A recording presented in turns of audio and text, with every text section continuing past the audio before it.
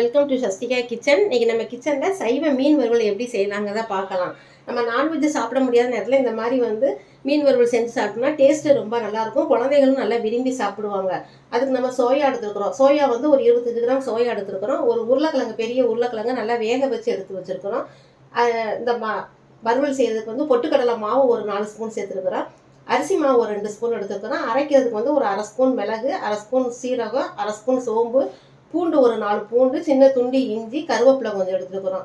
மிக்சியில் இதை குறகுறப்பாக நம்ம சோயா மிளகு சீரகத்தை அரைச்சிட்டு உருளைக்கிழங்கு நல்லா மேஷ் பண்ணி விட்டு நம்ம அப்படியே மீன் வறுவல் மாதிரி ரெடி பண்ணலாம். இப்போ எப்படி செய்யலாங்கிறத பார்க்கலாம்.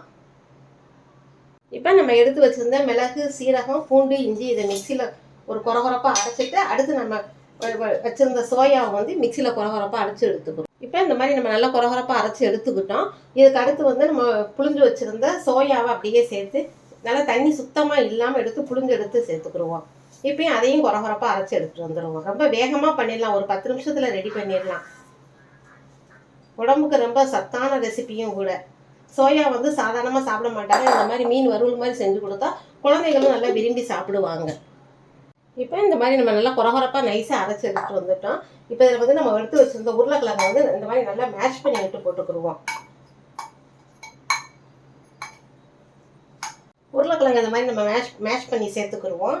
உருளைக்கிழங்கோட மசித்த உருளைக்கிழங்கோட 4 ஸ்பூன் பொட்டுக்கடலை மாவு சேர்த்துக்கிடுவோம். 2 ஸ்பூன் அரிசி மாவு சேர்த்துக்கிடுவோம். 1 ஸ்பூன் மிளகாப்பொடி சேர்த்துக்கிடுவோம். மஞ்சள் தூள் ஒரு 1/2 ஸ்பூன் சேர்த்துக்கிடுவோம். எலுமிச்சம்பழம் ஜூஸ் ஒரு 2 ஸ்பூன் சேர்த்துக்கிடுவோம். உப்பு நம்ம இந்த வறுவலுக்கு தேவையான அளவு உப்பும் சேர்த்து நம்ம நல்லா பிசைஞ்சு எடுத்துக்கிடுவோம். பிசைஞ்சு எடுத்து அதுக்கப்புறம் நம்ம மீன் வறுவலாக ரெடி பண்ணலாம். டேஸ்ட் ரொம்ப நல்லாயிருக்கும். இந்த மீன் வறுவலை நம்ம தோசைக்கல்லையும் போட்டு எடுக்கலாம். எண்ணெயில் பொரிச்சு எடுத்தோம்னா நம்ம மீன் வறுவல் சாப்பிட்ட மாதிரி இருக்கும். டேஸ்ட்டு ரொம்ப நல்லாயிருக்கும். சைவ மீன் வறுவலுக்கு இந்த மாதிரி நம்ம மாவு ரெடி பண்ணி வச்சுட்டோம். இப்போ நம்ம ஒவ்வொன்றா தட்டி எடுத்து வச்சுருவோம். வச்சுட்டு அதுக்கப்புறம் நம்ம எண்ணெயில் நல்லா ஃப்ரை பண்ணி எடுக்கலாம். இல்லை தோசைக்கல்லில் கூட போட்டு கூட எண்ணெய் கம்மியாக ஊற்றி கூட எடுக்கலாம். டேஸ்ட்டு ரொம்ப நல்லாயிருக்கும். பட்டர் ஷீட்டில் நம்ம லேசாக அந்த மாதிரி எண்ணெய் லேசாக அப்ளை பண்ணிக்கிடுவோம். எண்ணெய் தடவிக்கிடுவோம். எண்ணெய் தடவிட்டு நம்ம எடுத்து வச்சுருந்ததை இந்த பட்டர் ஷீட்டில் வச்சு இப்படி தட்டிடுவோம். லேசாக தட்டிக்கிடுவோம்.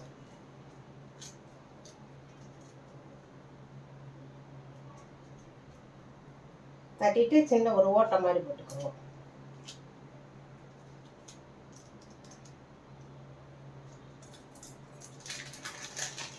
இப்படி ஒவ்வொன்றா ரெடி பண்ணி நம்ம எடுத்து வச்சுருவோம். அதுக்கப்புறம் நம்ம எண்ணெயில் ஃப்ரை பண்ணி எடுக்கலாம்.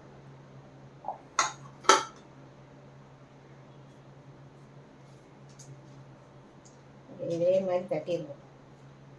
நல்லா லேசாக தட்டிக்கிடுவோம்.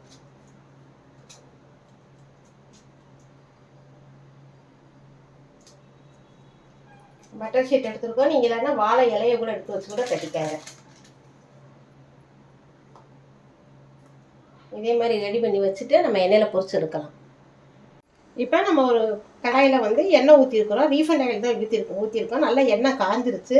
நம்ம ஏற்கனவே நம்ம எடுத்து வச்சுருந்தோம்ல அந்த மீன் வறுவலை ஒவ்வொரு பீஸாக அந்த மாதிரி போட்டு எடுத்துருவோம். தோசை கல்லையும் நம்ம போட்டு எடுக்கலாம். கொஞ்சம் அடுப்பு நம்ம மீடியம்லேயே வச்சு எடுப்போம். அப்பதான் உள்ளே எல்லாம் நல்லா வெந்து வரும். வெந்ததுக்கப்புறம் திருப்பி விடலாம்.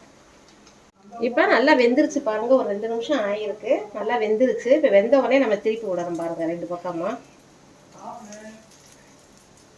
மசாலா எதுவுமே உதிரல. டேஸ்ட்டு ரொம்ப நல்லா இருக்கும். வீட்டில் இருக்கக்கூடிய பொருளை வச்சு தான் செய்கிறோம். நல்லா மொறுமொறுன்னு நல்லா டேஸ்ட்டாக இருக்கும். இப்போ நல்லா வெந்துருச்சு பாருங்க. இப்படியே நம்ம எடுத்துடலாம்.